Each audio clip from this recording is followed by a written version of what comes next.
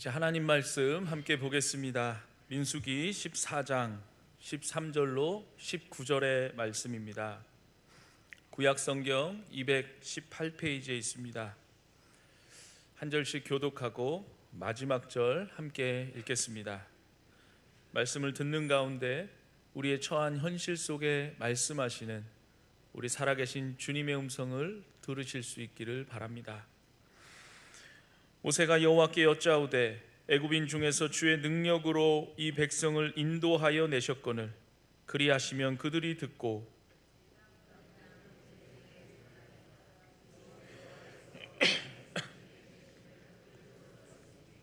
주여께서 대면하여 보이시며 주의 거룩을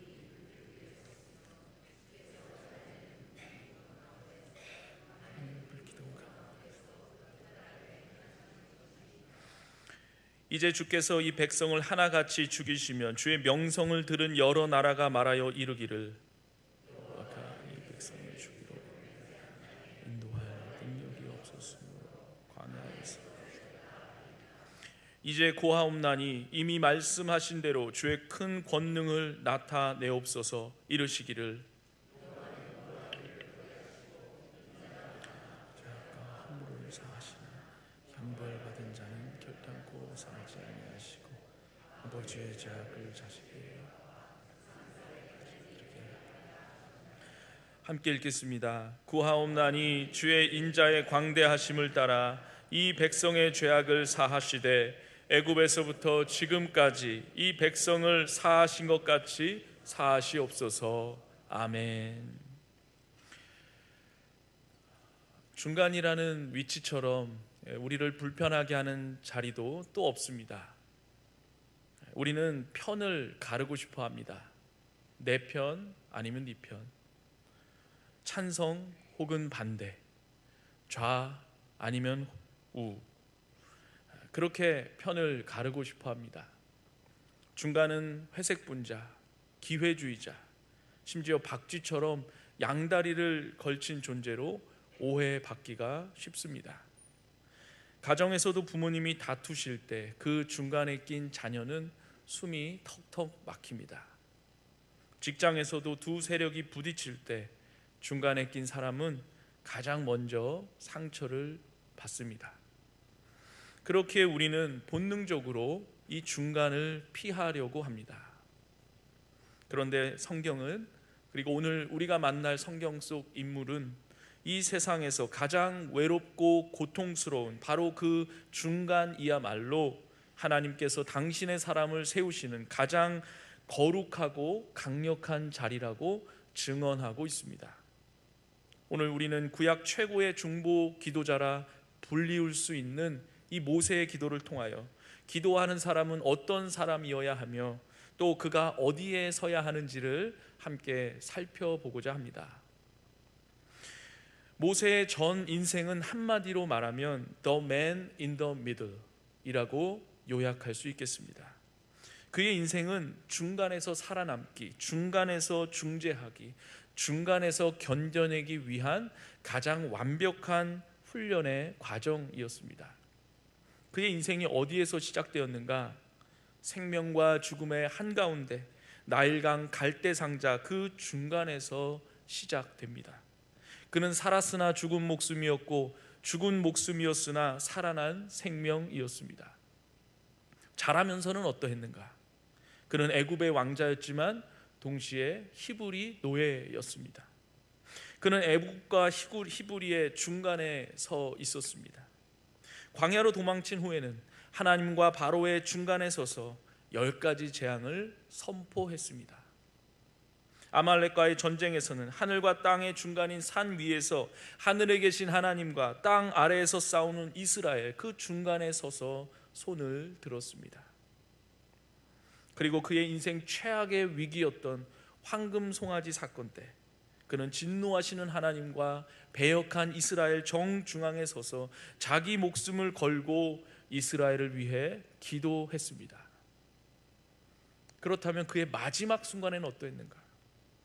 그는 약속의 땅 가나안과 저주의 땅인 광야 그 중간 지점인 느보산에서 그의 사명을 마감합니다. 이처럼 요람에서 무덤까지 모세의 삶은 정말 철저하게 양극단이 아닌 중간에 서도록 훈련받은 삶이었습니다. 그렇다면 모세는 왜 이렇게 중간에 서는 훈련을 이토록 세게 받은 것일까? 하나님께서는 이스라엘을 제사장 나라로 부르셨기 때문입니다. 출애굽기 19장 6절 말씀에 너희가 내게 대하여 제사장 나라가 되며 거룩한 백성이 되리라. 여러분, 제사장이 뭐 하는 사람입니까?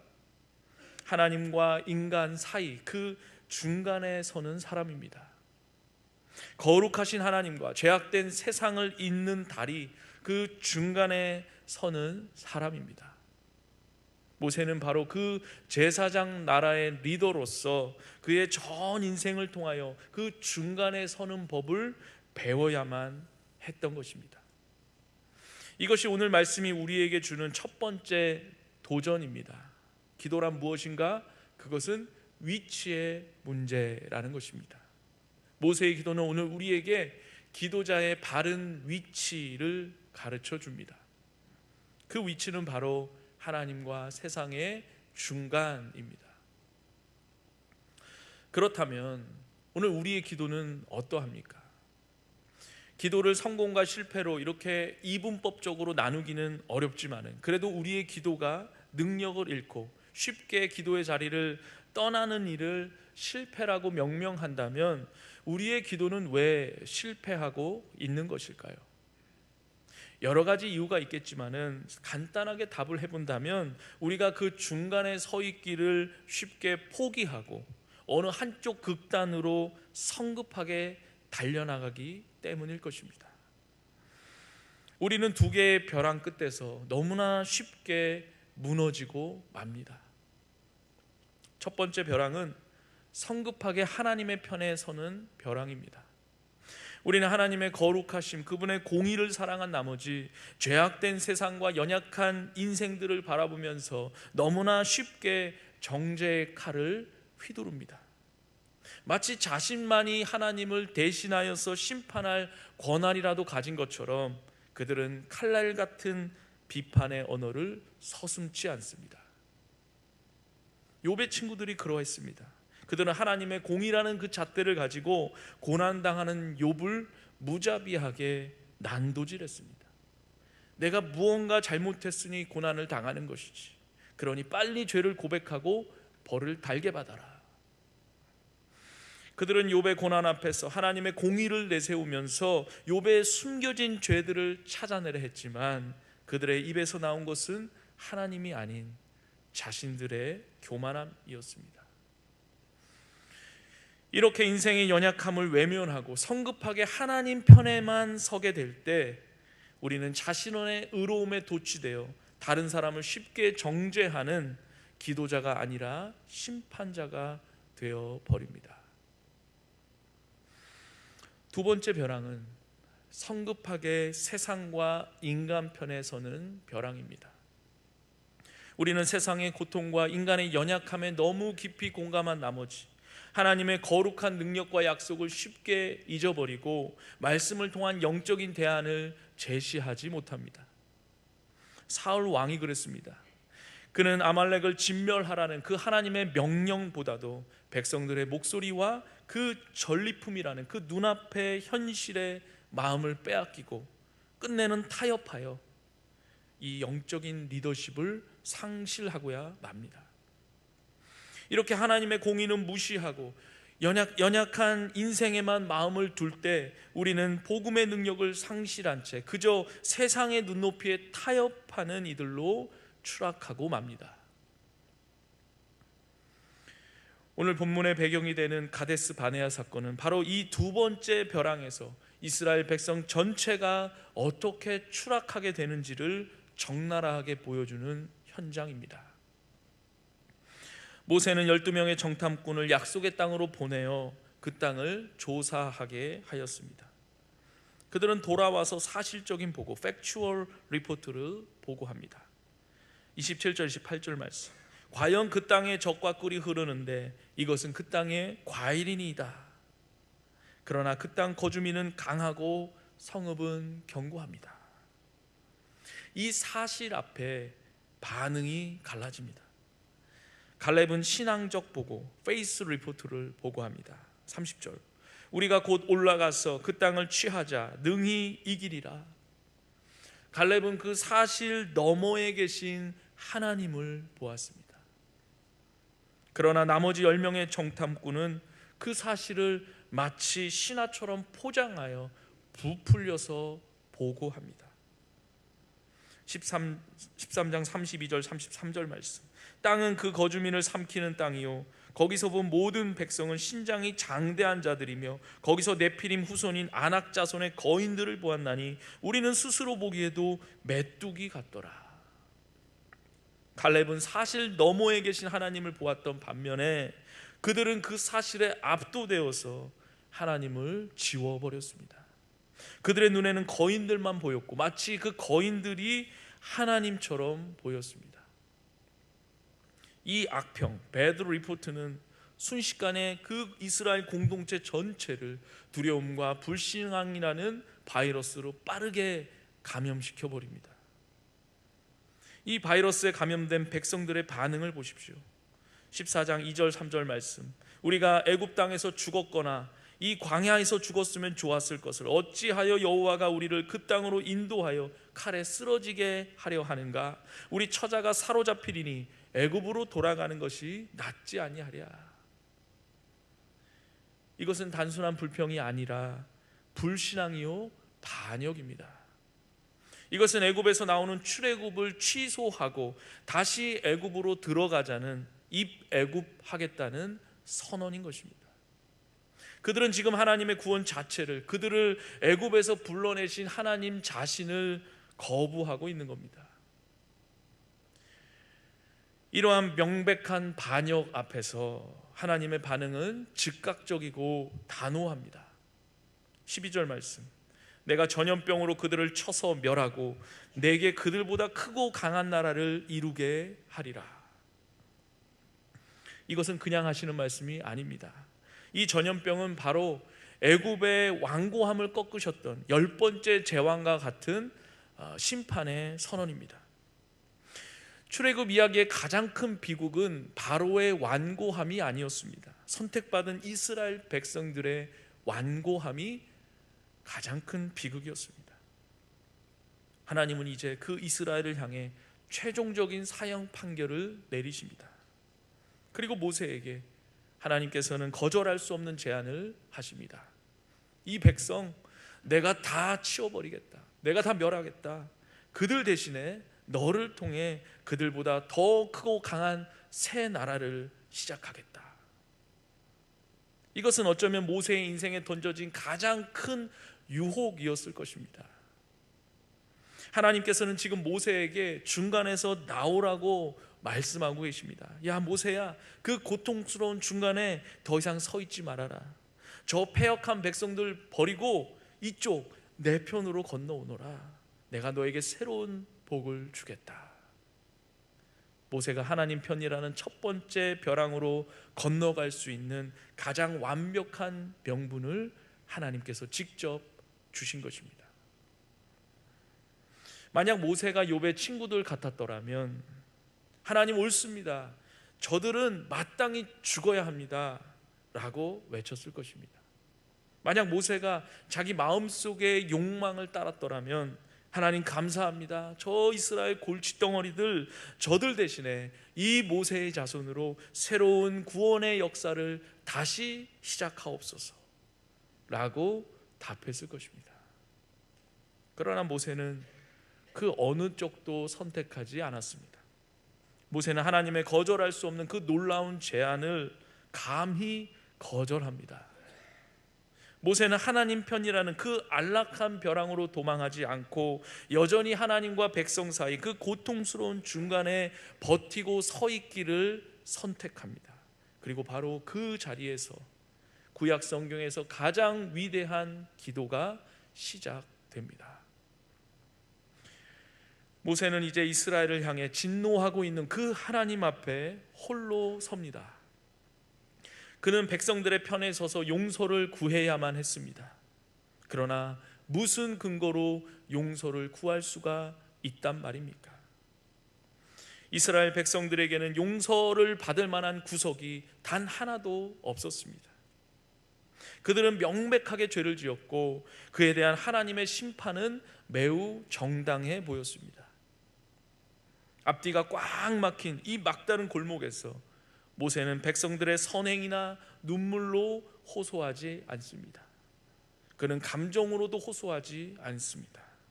모세는 이스라엘의 변호사가 아니라 하나님의 변호사가 되기로 결단합니다. 그는 이스라엘을 변호하는 것이 아니라 하나님의 하나님 되심을 변호합니다. 그의 기도는 철저하게 하나님 자신에게 근거하고 있습니다. 그의 기도는 세 부분의 강력한 신학적 논리로 구성되어 있습니다. 첫째로 모세는 하나님의 명예에 호소합니다. 13절로 16절에서 모세는 이렇게 말합니다. 애굽인 중에서 주의 능력으로 이 백성을 인도하여 내셨거늘 그리하시면 그들이 듣고 이 땅 거주민에게 전하리이다. 주 여호와께서 이 백성 중에 계심을 그들도 들었으니 이제 주께서 이 백성을 하나같이 죽이시면 주의 명성을 들은 여러 나라가 말하여 이르기를 여호와가 이 백성을 주기로 맹세한 땅에 인도할 능력이 없었으므로 광야에서 죽였다 하리이다. 무슨 말씀입니까? 아이고 하나님, 애굽 사람들이 듣고 이 땅 거주민들이 들을 것입니다. 그들이 뭐라고 하겠습니까? 여호와가 자기 백성을 인도할 능력이 없어서 광야에서 죽였다, 그렇게 얘기하고 다닐 것입니다. 이런 말인 것이죠. 어떻습니까? 이 말이 하나님을 협박하는 것처럼 들리십니까? 아니면 하나님 제발 체면을 좀 생각하셔서 봐주십시오 라는 유치한 말로 들리십니까? 둘 다 아닌 것이죠. 이것은 모세의 기도가 얼마나 탁월한지를 보여주는 증거입니다. 모세는 지금 하나님의 가장 깊은 열망, 하나님의 자기 목적에 호소하고 있는 겁니다. 하나님께서 출애굽을 행하신 목적이 무엇이었습니까? 출애굽기 7장 5절 이렇게 말씀합니다. 내가 내 손을 애굽 위에 펴서 이스라엘 자손을 그 땅에서 인도하여 낼 때에야 애굽 사람이 나를 여호와인 줄 알리라.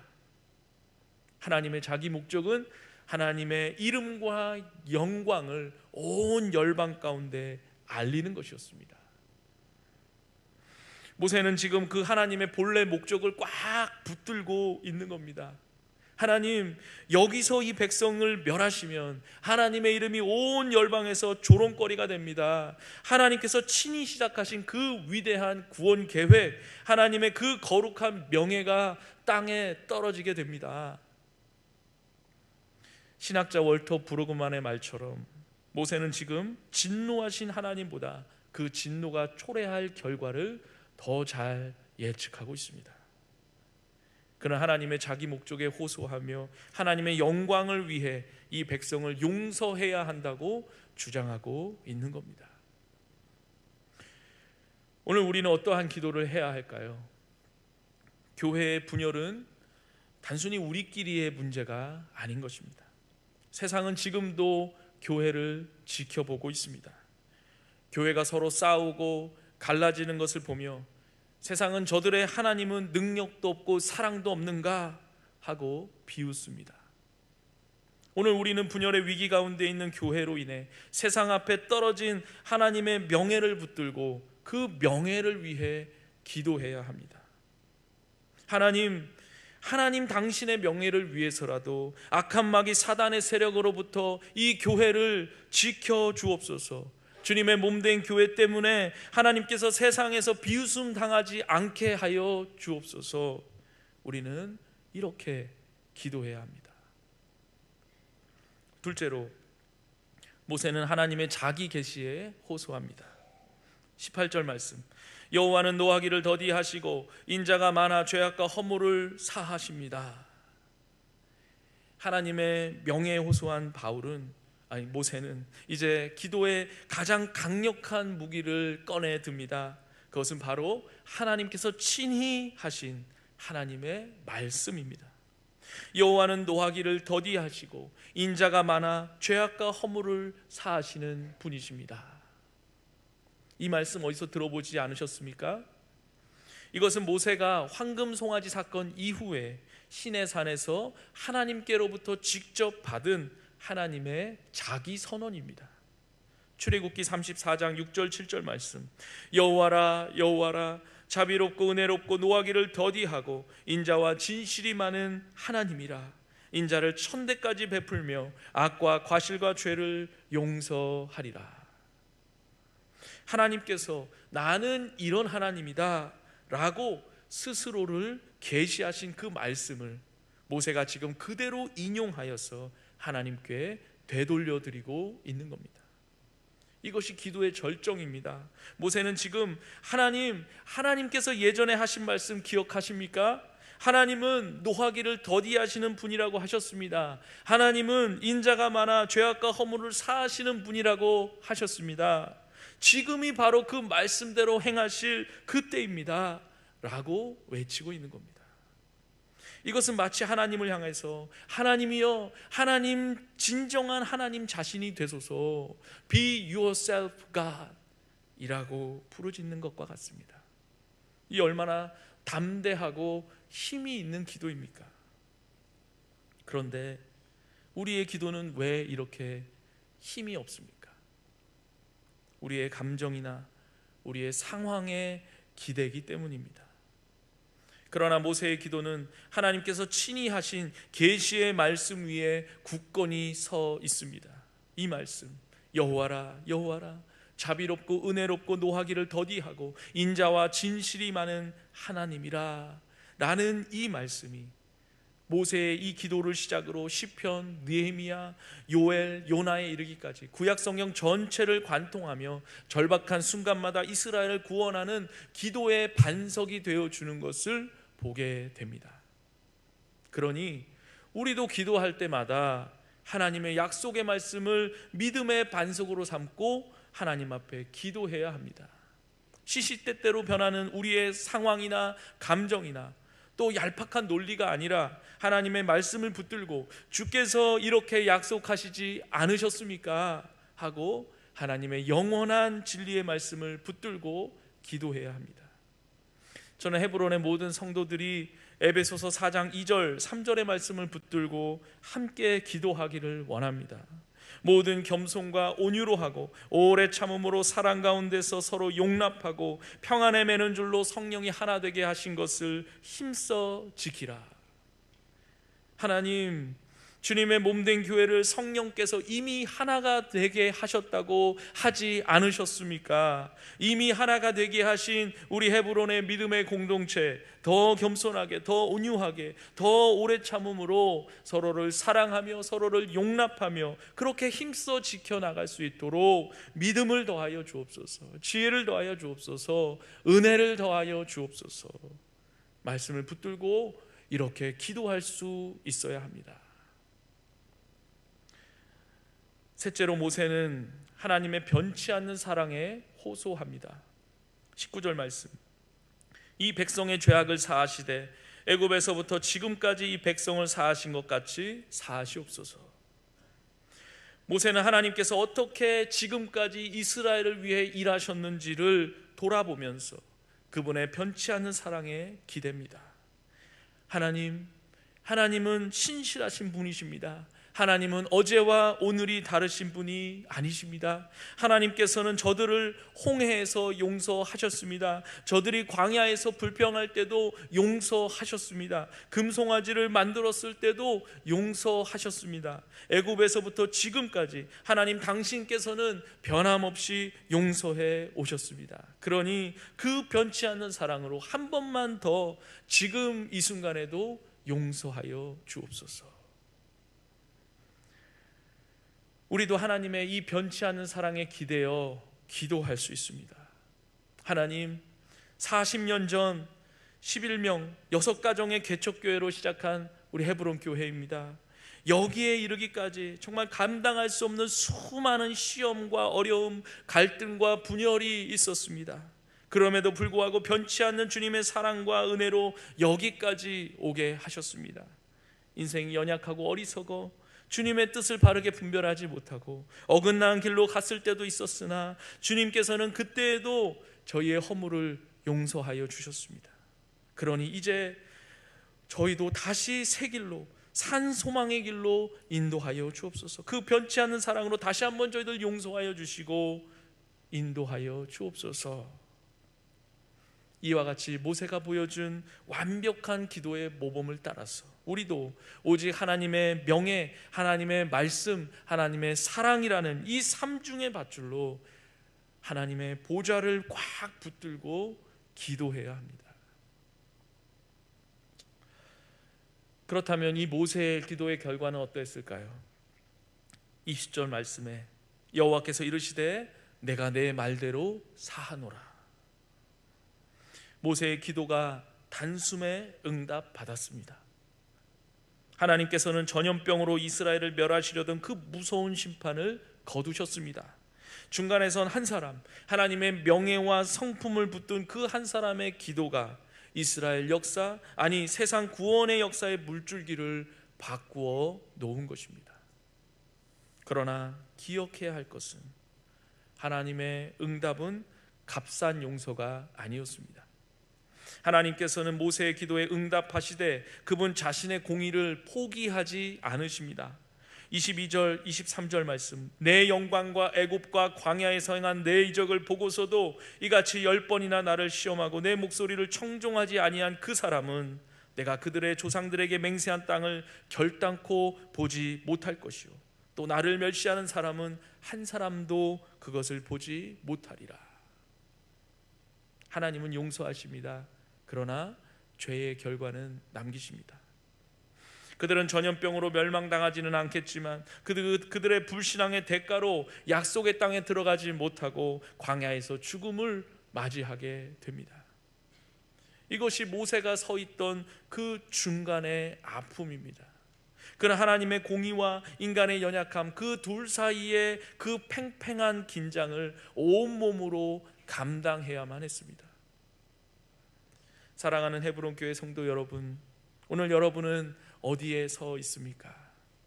혹시 너무나 성급하게 하나님 편에 서서 연약한 성도들과 분열의 위기 가운데 있는 교회와 죄악된 세상을 향하여 욥의 친구들처럼 정죄의 돌을 던지고 있지는 않습니까? 다 저 사람들 때문이야. 다 벌받아야 돼. 이제 이 교회는 틀렸어 라며 긍휼을 잃어버린 심판관이 되어 있지는 않습니까? 아니면 너무나 성급하게 세상 편에 서서 10명의 정탐꾼처럼 세상의 거대함과 교회의 그 분열의 위기라는 그것에 압도되어서 이제 다시 회복이 안 될 거야, 이제는 불가능해, 차라리 떠나는 게 낫겠어 라며 하나님의 능력을 잃어버린 불신앙의 메뚜기가 되어 있지는 않습니까? 오늘 여러분은 어디에서 기도하고 있습니까? 진정 기도하는 사람은 양극단에 서는 자가 결코 아닙니다. 우리가 지금 서야 할 중간 지점이 어디입니까? 하나님께서 찾으시는 기도하는 사람은 무너진 데를 보수하는 자가 되어 한 손에는 전능하신 하나님을 향한 절대적인 신뢰를 가지고 또 다른 한 손에는 분열의 위기 가운데 있는 교회를 향한 깊은 긍휼함을 가지고 하나님과 교회 사이의 그 고통스러운 중간에 서서 기도하는 사람입니다. 오늘 우리가 하나님께서 찾으시는 그 기도자 한 사람 한 사람이 다 되시기를 바랍니다. 모세가 들려준 이 위대한 기도는 수천 년의 세월이 흘러 인류 역사의 가장 결정적인 중간 갈보리 언덕에서 메아리쳐 울립니다. 모세는 그저 중간에 선 사람이었지만 예수 그리스도는 중간 그 자체가 되신 분입니다. 그분은 거룩하신 하나님이시면서 동시에 연약한 인간이 되셨습니다. 그분은 십자가라는 가장 완벽한 중간에 서셨습니다. 위로는 하나님의 공의로운 진노를, 아래로는 인생의 모든 죄악을 양팔로 끌어 안으셨습니다. 모세는 이스라엘 백성들을 대신하여 나를 주의 책에서 지어달라고 간구했지만 예수님은 실제로 우리를 대신하여 하나님의 책에서 지워지는 그 저주, 나의 하나님 어찌하여 나를 버리셨나이까 라는 그 처절한 분리를 감당하셨습니다. 그리고 예수님은 십자가 위에서 모세의 기도를 완성하셨습니다. 누가복음 23장 34절 말씀, 이에 예수께서 이르시되 아버지 저들을 사하여 주옵소서, 자기들이 하는 것을 알지 못함이니이다. 오늘 우리의 기도가 어떻게 더 하나님의 마음에 합한 기도, 하나님의 마음을 시원케 해드리는 기도가 될 수 있을까요? 우리의 감정이나 우리의 상황이 아니라 모세처럼 철저하게 하나님의 명예, 하나님의 말씀, 하나님의 사랑을 붙들고 기도하는 것입니다. 그리고 궁극적으로 우리의 유일한 중보자이신 예수 그리스도 십자가의 공로를 의지하여 그 중간에 서는 것입니다. 우리가 바로 그 십자가의 중간에 설 때 우리의 기도는 다른 이들을 정죄하는 칼이 되거나 또 세상에 동화되는 절망이 아니라 하나님의 진노를 긍휼로 바꾸고 다른 이들을 향해 하나님의 용서를 선포하는 생명의 통로가 될 것입니다. 하나님과 교회 사이 그 거룩한 중간을 자리를 지켜내어 그곳에서 우리의 삶과 기도가 교회의 치유와 회복을 위한 하나님의 도구가 되는 헤브론의 모든 성도님들 되시기를 주님의 이름으로 간절히 축원드립니다. 이제 함께 기도하기 원합니다. 주신 말씀 붙들고 기도할 적에 전능하신 은혜의 하나님 아버지, 하나님 자신이 되어 주옵소서. 주님은 노하기를 더디하시고 인자가 많으신 분이라 하셨사오니 그 말씀 붙들고 오늘 헤브론 교회를 위해 기도드립니다. 저희가 욥의 친구들처럼 서로를 정죄하거나 열망의 정탐꾼처럼 현실 앞에 절망하지 않게 하시고 오직 모세처럼 하나님을 향한 무한한 신뢰와 교회를 향한 긍휼한 마음을 가지고 하나님께서 원하시는 그 자리, 그 중간에 서서 기도하게 하여 주옵소서. 그 기도를 통해 헤브론 교회 믿음의 공동체 가운데 치유와 회복의 역사가 다시 일어나게 하여 주옵소서. 이러한 기도 제목 주님 앞에 올려드리며 이 시간 함께 기도하겠습니다. 하나님 아버지, 오늘 모세를 통하여서 기도자의 자리가 어디인지 보게 하시니 알기에 감사를 드립니다. 저희는 너무나 자주 그 고통스러운 중간의 자리를 피하여 정죄의 벼랑이나 절망의 벼랑으로 도망쳤음을 이 시간 고백하며 회개합니다. 다른 이들을 향해 욥의 친구들처럼 날카로운 판단의 칼을 휘두르거나 열명의 정탐꾼처럼 주저앉아 불신앙의 메뚜기가 되었던 그 지난날 저희의 연약함과 어리석음 용서하여 주옵소서. 이제 저희가 마땅히 서야 할 그 중간의 자리 회복해 하여 주옵소서. 하나님의 거룩한 능력에 대한 절대적인 신뢰함을 가지고 분열의 위기 가운데 있는 교회를 향한 깊은 긍휼을 가지고 저희 마음가운데 이 동시에 두 마음을 갖게 하여 주옵소서. 저희의 감정이나 저희 사람이 변할 그 가능성에 기대는 것이 아니라 아버지 하나님, 오직 모세처럼 하나님의 명예와 신실하신 하나님의 말씀 그리고 변치 않는 하나님의 사랑에 근거하여 기도하게 하여 주옵소서. 주님의 성품을 붙들고 담대히 기도의 자리, 그 중간의 자리로 나아가는 저희들 되게 하여 주옵소서. 아버지 하나님, 무엇보다 우리의 유일하시고 영원한 중보자 되신 예수 그리스도의 십자가를 의지하며 나아갑니다. 십자가라는 가장 완벽한 중간에 서서서 아버지 하나님의 공의와 인생의 죄악을 모두 감당하신 예수님, 아버지 그 보혈의 공로를 의지하여 오늘 저희도 우리의 무너진 데, 교회의 무너진 데를 막아서는 기도의 파수꾼이 되기를 원합니다. 저희의 기도가 정죄나 절망이 아니라 생명을 잇는 다리가 되게 하여 주시고 교회의 치유와 회복을 위해 사용되게 하여 주시옵소서. 아버지 감사합니다. 전능하신 은혜의 하나님 아버지, 저희들 하나님과 인생 사이의 그 중간으로 부르시니 감사를 드립니다. 정죄와 절망의 유혹을 이기고 오직 하나님의 명예와 하나님의 말씀과 하나님의 사랑을 붙드는 오늘 이 모세의 기도를 배우게 하여 주옵소서. 저의 연약함을 긍휼히 여겨 주옵소서. 이제 십자가라는 궁극의 중보를 의지하며 날마다 기도의 자리를 지켜내는 거룩한 제사장들 다 되게 하여 주옵소서. 감사드리며 우리의 영원한 중보자 되신 예수 그리스도의 이름으로 기도드리옵나이다. 아멘. 다 일어나